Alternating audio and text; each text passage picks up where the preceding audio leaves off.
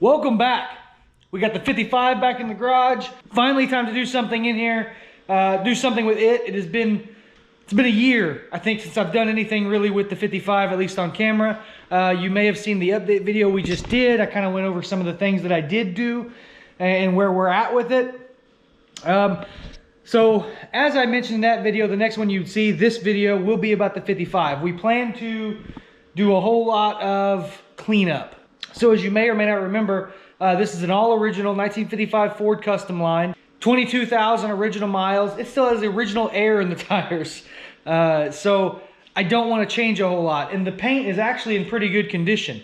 It is the original lead-based lacquer paint, and that's kind of where this rust comes through. Old school paint like this, it's not like the new stuff you see today. It's not two-stage, not base clear. This is a single stage lacquer, real thick old paint. And when you get rust, it doesn't happen the way it would today, where it bubbles under the paint, creates a big pocket.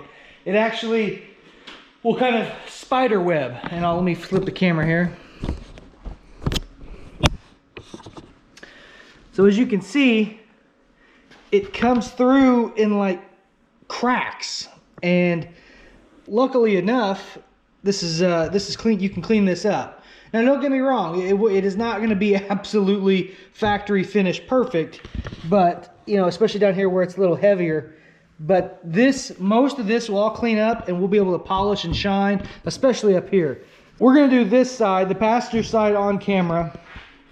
But you can see here on the hood, I've done this side of the hood. This side has been wet sanded with 1000 grit, 1500 grit, then cut with compound, and then polished with a nice fine polish. This side of the hood has been wet sanded but has not been polished yet, as has the top of this fender. My goal is I want to get the rest of the car, which is basically the entire side here, the trunk, and then the top.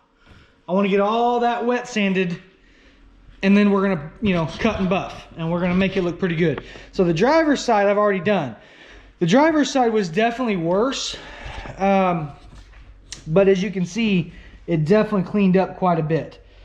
You can see here where it was a little deep, and you know, you couldn't get all that out. That, you know, that's going all the way to the bare steel there. That it does have a little bit of surface rust in it, and the only way to really fix that is to fully, you know, grind it out and give it a repaint. But again, and I'm hoping you can see this on camera, it is just too clean to fully sand this car down and repaint it, when this is the original paint from 55. So that's the goal of this video. We're going to be doing some cleanup and kind of, you know, see what we can get on this side. After that, we'll play with the wheels maybe a little bit. I do still have the original chrome hubcaps that go on the wheels. Obviously they've got some rust on the wheels and on the caps too, which I'll show you when we get to that point. But I think what we'll probably do with these wheels is probably paint them either a black, silver, or a white. And I say that because the tires that we're probably going to put on this thing, so it's at least safe to drive on the street, will probably not have the white wall. And that is simply because replacement tires from like Coker are like 230 bucks a piece, and I'm not for that. But we'll get into that later. I just kind of want to go over what the plan is here. But like I said, this video, we're going to get this cleaned up, at least the passenger side, and hopefully get you a nice before and after. So let's get busy.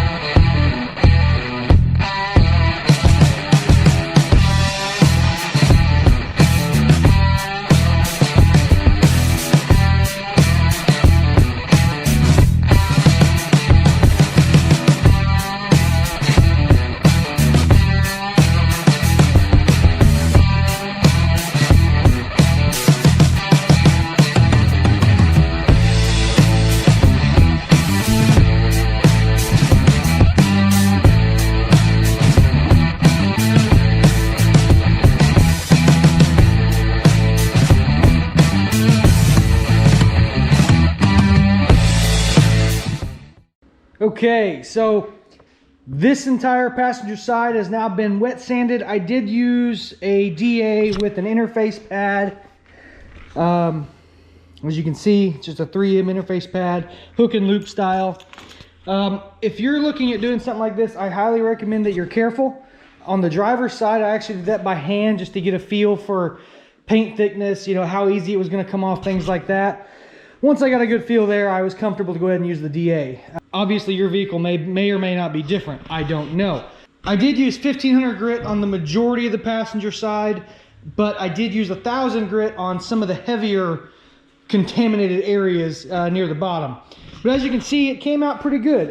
There's obviously still some spots that you're just not going to get out, obviously. But overall, especially once I get it compounded and polished, it's going to look really good. Now, for the sake of time, I was going to do the whole thing, the trunk, the top, things like that. But for the sake of time in this video, I am going to go ahead, I think, and polish the other side of the hood and the passenger side so we can get a good before and after. But no, I'm pretty happy with it. I'm curious to see what you guys think. Yeah, I mean, that's night and day difference in my opinion. All right, too much talking. Let me put this thing back on a time lapse and start the polishing portion of this video. And then that's where we're gonna really see the big night and day difference. But all right, let's go.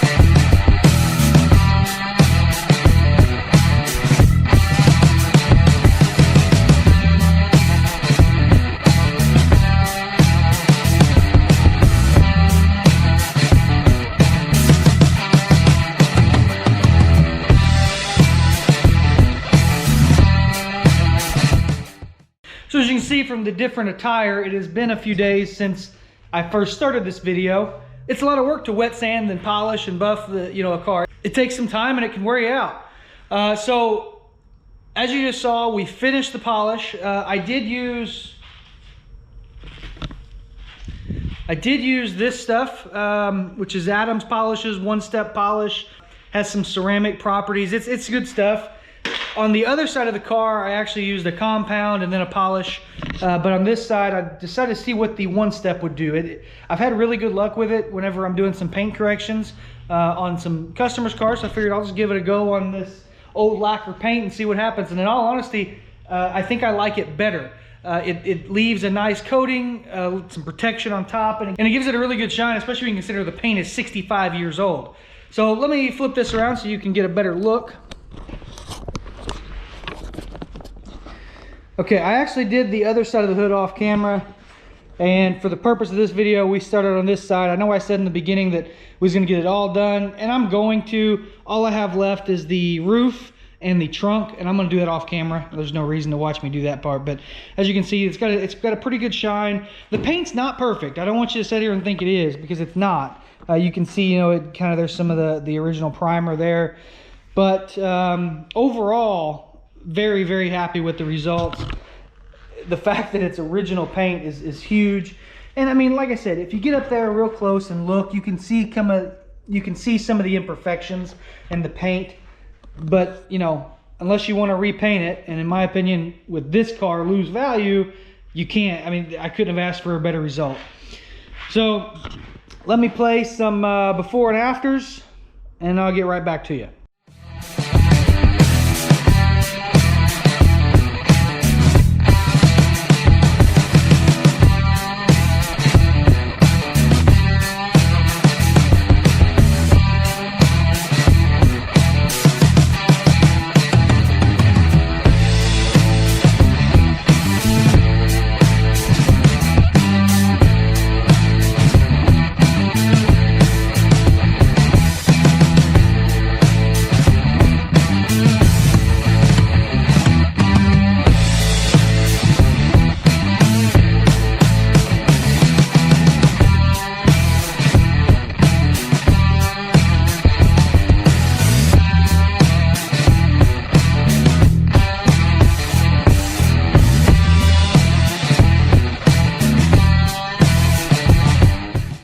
Okay, in my opinion, night and day. So happy with the result.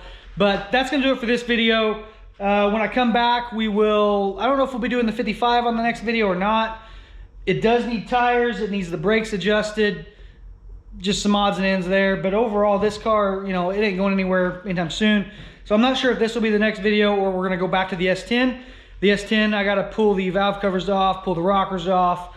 I gotta check the valve seals. I'll get into all that in the next video. But if you've watched this far, I really appreciate it. I thank you for liking, commenting, and subscribing. Until next time.